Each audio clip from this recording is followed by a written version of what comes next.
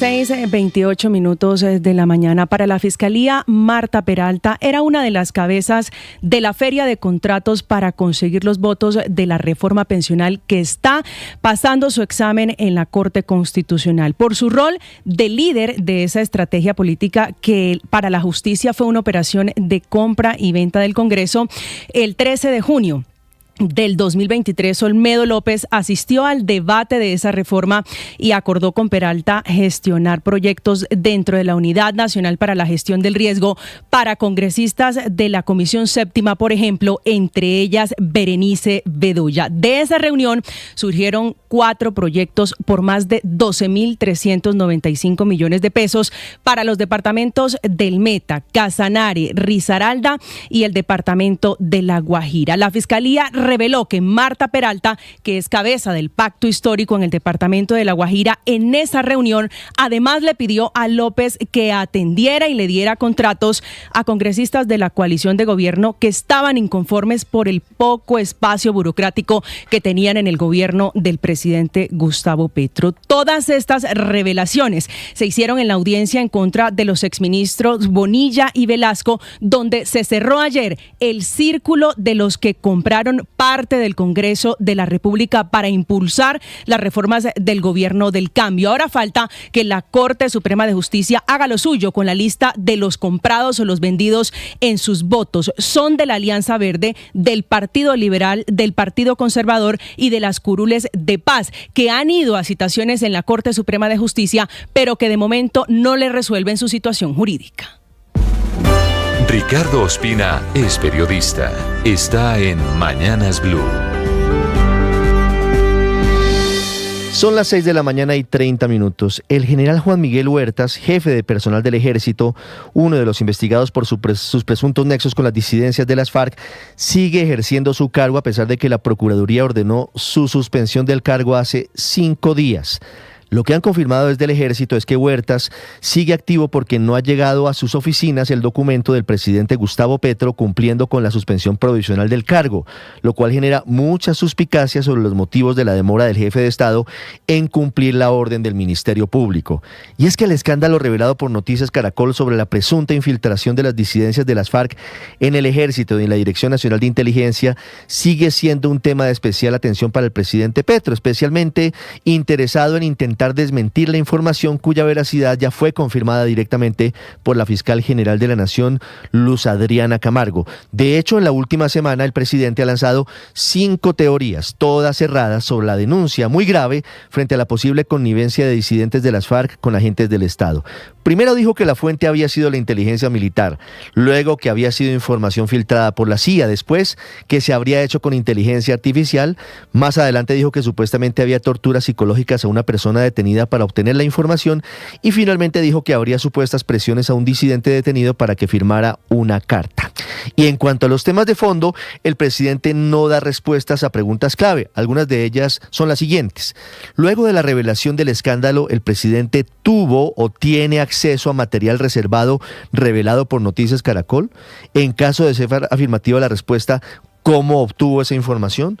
Y la siguiente pregunta es, además de la CIA, ¿alguna otra entidad o algún otro alto funcionario le había advertido al presidente Petro sobre los presuntos vínculos del general Huertas con actividades o con grupos dedicados a actividades ilícitas? Además, llama la atención que sigue el silencio del presidente Petro y de su gobierno ante las graves amenazas de las disidencias en contra de Noticias Caracol. Paola Ochoa es periodista. Está en Mañanas Blue. 6:32 a.m. Con el pie izquierdo, así arrancó la negociación para el salario mínimo del próximo año. Un arranque malo, lleno de acusaciones, de críticas y de sablazos entre los comensales de la Mesa de Concertación Laboral y Salarial. Mesa tripartita que empieza coja, ya no con 3 patas, sino con 2, o por lo menos con 2.5, teniendo en cuenta que allí sí se sentaron los grandes industriales, los pequeños industriales y también los empresarios del agro a través de sus representantes en la ANDI, ACOPI y la SAC. 3 diferentes ramas empresariales del del país que sí estuvieron ayer sentadas con gobierno y sindicatos, mientras que los comerciantes agrupados en FENALCO decidieron no asistir y convertirse en disidentes entre los gremios económicos del país y no sentarse a esa mesa de negociación por lo que consideran es una payasada y una decisión que ya está tomada por el gobierno nacional, que anticipadamente y de antemano cantó un incremento superior a los 2 dígitos, es decir, por encima del 10%. Silla vacía de FENALCO que obviamente sirvió de florero de Llorente para que tanto el Ministerio del Trabajo como los sindicatos del país calificaran de oportunistas a todos los empresarios, metiéndolos a todos en una misma bolsa. No obstante, allí sí estuvieron la SAC, ACOPI y la ANDI. Y además de todo, de acusarlos de quejarse ante los organismos internacionales de la falta de diálogo social, pero luego no asisten entonces a la mesa de concertación laboral. Mesa donde además hay diferencias y disputas en torno a la cifra de productividad, una cifra que según el DANE fue del 0.91% en su resultado total, es decir, teniendo en cuenta la productividad que suma el trabajo, capital, materias primas y energía, y que en el caso puntual de la productividad laboral habría sido del 1.23% según esta entidad estadística. No obstante, es una cifra de la que también dudan los propios sindicatos del país, que dicen no es correcta y que van a presentar su propio cálculo en la mesa que vuelve a sentarse el próximo martes, que valga la pena decirlo también de una vez, no tiene mayor esperanza, con los empresarios pidiendo un aumento moderado, técnico y concienzudo que no vaya más allá del 7%. Pero por eso mismo lo más factible es que el presidente Gustavo Petro vuelva a sacarlo por decreto con un aumento del salario mínimo que, recordemos, viven hoy 5 millones de colombianos según el último cálculo del DANE, que elevó de 3,5 millones a 5 millones el número de personas que ganan ese monto en el país, 5 millones que es poco, 20 al total de 24 millones de trabajadores. Camila Carvajal es periodista. Está en Mañanas Blue. 6 de la mañana, 35 minutos. Una de cada 3 tutelas sobre la salud en Colombia que se ha puesto en los últimos 5 años está presentada para exigir la entrega de medicamentos o insumos médicos a pacientes y enfermos.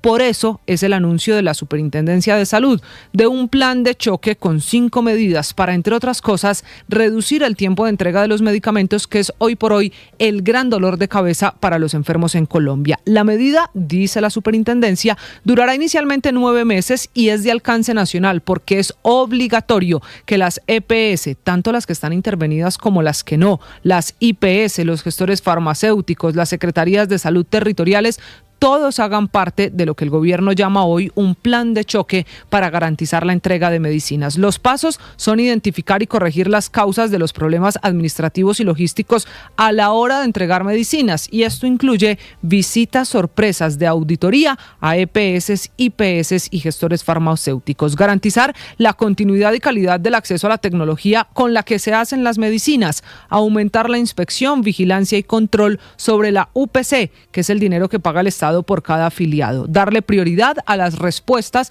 cuando se presentan quejas y reclamos de pacientes reclamando medicamentos y activar un mecanismo de conciliación para la cartera. Esos son los 5 pasos que anuncia la Superintendencia en el plan de choque, pero la clave parece no resolverse. La Superintendencia puede tener buenas intenciones para resolver el problema y garantizar que las medicinas se entreguen a tiempo. El problema es que mientras no haya plata para ello, la situación va a quedarse en el papel o en planes anunciados que no lleguen a la práctica.